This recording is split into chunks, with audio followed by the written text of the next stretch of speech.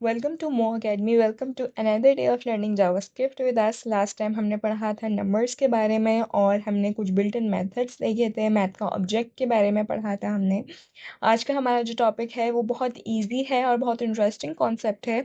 आज हम पढ़ेंगे बूलियंस के बारे में और ट्रूथी और फॉल्सी वैल्यूज़ के बारे में। तो लेट्स स्टार्ट। अब सबसे पहले हम बात कर लेते हैं कि बूलियंस क्या होते हैं। बूलियंस मैंने जब डेटा टाइप्स आपको पढ़ाई थी तब उसमें बताया था कि बूलियंस हम सिंपल ट्रू या फॉल्स की वैल्यूज़ को कहते हैं। अगर बूलियंस में से दो वैल्यूज़ एग्जिस्ट करती हैं, या तो ट्रू या तो फॉल्स। अब बात आती है कि ट्रूथी और फॉल्सी वैल्यूज़ क्या होती हैं फिर। अब मैंने आपको बताया था कि जावास्क्रिप्ट एक डायनामिक लैंग्वेज है, एक फ्लेक्सिबल लैंग्वेज है। जैसे हम जब वेरिएबल्स को डिक्लेयर करते हैं तो हमें हर वेरिएबल के साथ उसकी डेटा टाइप नहीं लिखनी पड़ती। वो खुद एनालाइज कर लेता है कि ये वेरिएबल कौन सी डेटा टाइप से जो है ना वो ताल्लुक़ रखता है। इसी तरह हम अभी आगे एक कॉन्सेप्ट पढ़ने वाले हैं। नेक्स्ट लेक्चर का हमारा टॉपिक है टाइप कन्वर्जन्स। उसमें भी जावास्क्रिप्ट ये ऑप्शन देता है कि हम ऑपरेशंस परफॉर्म करवाने से पहले टाइप कन्वर्जन्स कर दें। अब उसके भी मज़ीद तरीके होते हैं, वो हमारा नेक्स्ट टॉपिक है। लेकिन जावास्क्रिप्ट हमें बहुत बेनिफिट्स देता है जब हम कोड कर रहे होते हैं। इसी तरह जब हम इफ़ की कंडीशंस यूज़ कर रहे होते हैं तो मैंने आपको इफ़ की कंडीशन का सिंटेक्स बताया था। मतलब ये कि इफ़ वर्क किस तरह से करता है कि यहाँ पे राउंड ब्रैकेट में हम कोई भी कंडीशन लिखते हैं। For example a is equals to b. अगर ये कंडीशन ट्रू हो जाती है तो ये वाला ब्लॉक रन होगा, वरना ये वाला ब्लॉक ऑफ कोड रन होगा। अब इसका मतलब ये है कि अगर मैंने यहाँ पे कोई कंडीशन रखी है तो ये चीज़ रन हो रही है। लेकिन अगर फॉर एग्जांपल ऐसे केसेस जहाँ पे मैं कोई कंडीशन ही ना लिखूँ, मैं यहाँ पे कोई स्ट्रिंग लिख दूँ। मतलब एक सेकेंड, मैं इसको डबल कोटेशन में इनक्लोज कर दूँ। मैं यहाँ पे कोई स्ट्रिंग लिख दूँ या यहाँ पर मैं कोई वेरिएबल लिख दूँ। अब ये मैंने वेरिएबल ऊपर नहीं बनाया, मैं ऊपर एक वेरिएबल बना लेती हूँ। अगर मैं यहाँ पे कोई वेरिएबल रख दूँ, मतलब ये कि मैं यहाँ पे कोई कंडीशन ना रखूँ, उसके बजाय मैं कोई वेरिएबल रख दूँ, कोई स्ट्रिंग रख दूँ, तो ऐसे केसेस में एफ क्या करेगा। ऐसे केसेस में जावास्क्रिप्ट ने पहले ही डिसाइड किया हुआ है कि वो कुछ वैल्यूज़ को ट्रूथी वैल्यूज़ कंसिडर करता है और कुछ वैल्यूज़ को फॉल्सी वैल्यूज़ कंसिडर करता है। मतलब ये इफ कंडीशन की वर्किंग किस तरह से हो रही होती है कि अगर तो ये कंडीशन ट्रू होती है तो ये वाला ब्लॉक रन होता है, वरना एल्स का ब्लॉक रन होता है। अब मैंने कोई ऐसी कंडीशन लिखी है जिसका कोई रिजल्ट ही नहीं आ सकता, वो उसका ट्रू फॉल्स हम एनालाइज ही नहीं कर सकते, तो वो वैल्यू इटसेल्फ जावास्क्रिप्ट उसको जो है ना या तो ट्रूथ ही कंसिडर करता है या तो फॉल्स ही कंसिडर करता है। अब वो कौन सी वैल्यूज को ट्रूथ ही कंसिडर करता है, कौन सी को फॉल्स ही, हम ये चीज़ देख लेते हैं। सबसे पहले है कोई भी अगर नॉन एम्प्टी स्ट्रिंग हो, मतलब आप कोई भी स्ट्रिंग लिख दो, कोई एक कैरेक्टर हो, 10 कैरेक्टर हो, 100 कैरेक्टर हो, उनको जावास्क्रिप्ट एक ट्रूथी वैल्यू कंसिडर करता है। मतलब ये कि हम जब उसको राउंड ब्रैकेट्स के अंदर लिखते हैं तो ऑटोमेटिकली इफ का ब्लॉक रन होता है, मतलब वो कंडीशन ट्रू मानी जाती है। इसी तरह कोई भी नॉन ज़ीरो नंबर, अब चाहे वो कोई डेसिमल वैल्यू हो, कोई पॉजिटिव इंटीजर हो, कोई नेगेटिव इंटीजर हो, वो कंसिडर किया जाता है एज ट्रू। फिर आता है हमारे पास ऑब्जेक्ट। अब वो ऑब्जेक्ट भले से एम्प्टी ही क्यों ना हो, कोई एरे है भले से वो एम्प्टी ही क्यों ना हो, वो जावास्क्रिप्ट उसे एक ट्रूथी वैल्यू कंसिडर करता है और ट्रू इटसेल्फ को तो वो ट्रू ही कंसिडर करता है। अब वो वैल्यू जिन्हें जावास्क्रिप्ट फॉल्स ही कंसिडर करता है वो है ज़ीरो। अगर आप ज़ीरो किसी वेरिएबल को इनिशलाइज करवा दो और फिर उस वेरिएबल को आप राउंड ब्रैकेट्स के अंदर रखो तो जावास्क्रिप्ट उनको फॉल्स कंसिडर करेगा। इस तरह कोई एम्प्टी स्ट्रिंग है तो वो एक फॉल्स ही वैल्यू है। कोई नल है, कोई किसी वेरिएबल में नल वैल्यू इनिशलाइज हुई हुई है, कोई वेरिएबल अनडिफाइंड है। एन के बारे में हम नेक्स्ट लेक्चर में पढ़ेंगे। इसका मतलब होता है नॉट अ नंबर। मतलब ये ताल्लुक तो नंबर डेटा टाइप से रखता है, लेकिन ये एक वैलिड नंबर नहीं होता। ये यूजुअली तब मिलता है जब हमारे कोई ऑपरेशन फेल हो जाता है, ये टाइप कन्वर्जन प्रॉपरली नहीं होती, तो उस केस में हमें जो चीज़ मिलती है वो एक वैलिड नंबर नहीं होता, तो उसे हम एन से रिप्रेजेंट करते हैं। तो ये भी एक फॉल्सी वैल्यू होती है। फिर फॉल्स इटसेल्फ एक फॉल्सी वैल्यू होती है। अब ये चीज़ बहुत इजी सी है, इसको एक एक बार जो है ना यहाँ पे चेक कर लेते हैं। अच्छा, सबसे पहले मैंने आपको बताया कि कोई भी स्ट्रिंग अगर वो बस एम्प्टी ना हो तो वो एक ट्रूथी वैल्यू होता है। तो मैं यहाँ पर अगर मैं लिख दूँ स्ट्रिंग हेलो, ठीक है, फिर मैं यहाँ पर एक मैसेज प्रिंट करवा देती हूँ कि इफ ब्लॉक इज रनिंग, ताकि हम जब कुछ भी यहाँ पर लिखेंगे राउंड ब्रैकेट्स में तो हमें पता चले कि कौन सा ब्लॉक रन हो रहा है। इफ का ब्लॉक रन हो रहा है मतलब वैल्यू ट्रू हो गई है, या एल्स का ब्लॉक रन हो रहा है। तो यहाँ पे मैं कर देती हूँ एल्स ब्लॉक इज रनिंग। अब मैं इसको सेव करती हूँ, देखते हैं कौन सा ब्लॉक ऑफ कोड रन होगा। यहाँ पे कुछ ये मुझे एरर दे रहा है। अच्छा सॉरी सॉरी, मैंने यहाँ पे कर्ली ब्रैकेट्स ओपन और क्लोज कर लिए हैं, जबकि इसका सिंटेक्स होता है कि हमारे पास राउंड ब्रैकेट्स होते हैं। यहाँ पे भी मैं चेंज कर लेती हूँ।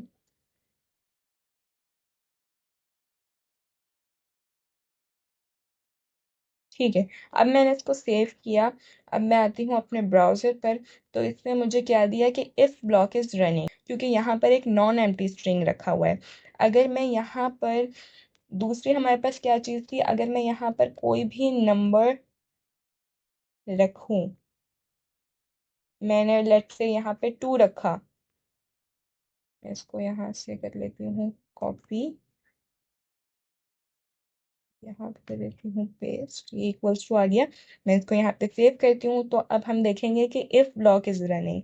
लेकिन अगर मैं यहाँ पे इस नंबर में 0 रख दूँ तो एल्स ब्लॉक इज रनिंग। क्यों? क्योंकि ये 0 एक फॉल्स ही वैल्यू होती है और इसने कंडीशन को कर दिया फॉल्स, तो एल्स ब्लॉक रन हुआ और मेरे पास मैसेज क्या प्रिंट हुआ कि एल्स ब्लॉक इज रनिंग। अगर मैं रखूँ यहाँ पर कोई भी अब मैं अगर मैं इसको कोई डेसिमल वैल्यू भी बना दूँ ना, अगर मैं इसको 0.2 भी बना दूँ तो इफ ब्लॉक रन होगा। क्यों? क्योंकि सिर्फ 0 एक ऐसी नंबर है जिसको वो फॉल्स वैल्यू कंसिडर कर। अब बाकी कोई भी नंबर हो, चाहे वो डेसिमल हो, पॉजिटिव हो, नेगेटिव हो, कुछ भी हो, तो वो एक ट्रुथी वैल्यू होती है। अच्छा, फिर हम देख लेते हैं कि कोई भी अगर मैं यहाँ पर इसको हटा दूँ और यहाँ पे मैं अगर नो कोई भी एम्प्टी ऑब्जेक्ट भी रख दूँ ना, एक सेकेंड, ये इसके अंदर ही इनक्लोज हो गया है।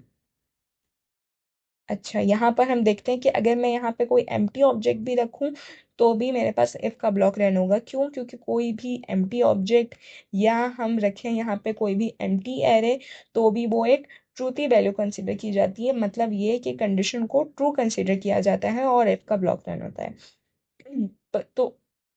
तो ये सारी वो ट्रूथी वैल्यूज थी। सिर्फ एक ट्रू रह गई, ये भी चेक कर लेते हैं, क्योंकि ट्रू इट्ससेल्फ एक ट्रूथी वैल्यू है। मैं यहाँ पे वैल्यू नाम से एक वेरिएबल बनाती हूँ, उसके अंदर ट्रू वैल्यू रखती हूँ और यहाँ पर मैं रख देती हूँ वो वैल्यू। अब मैं इसको सेव करती हूँ और यहाँ पर आएंगे तो इफ ब्लॉक रन हो रहा है, क्योंकि ट्रू इटसेल्फ एक ट्रूथी वैल्यू है। अब हम देख लेते हैं कि फॉल्सी वैल्यूज से हमारे पास कौन सा ब्लॉक ऑफ कोड रन होता है।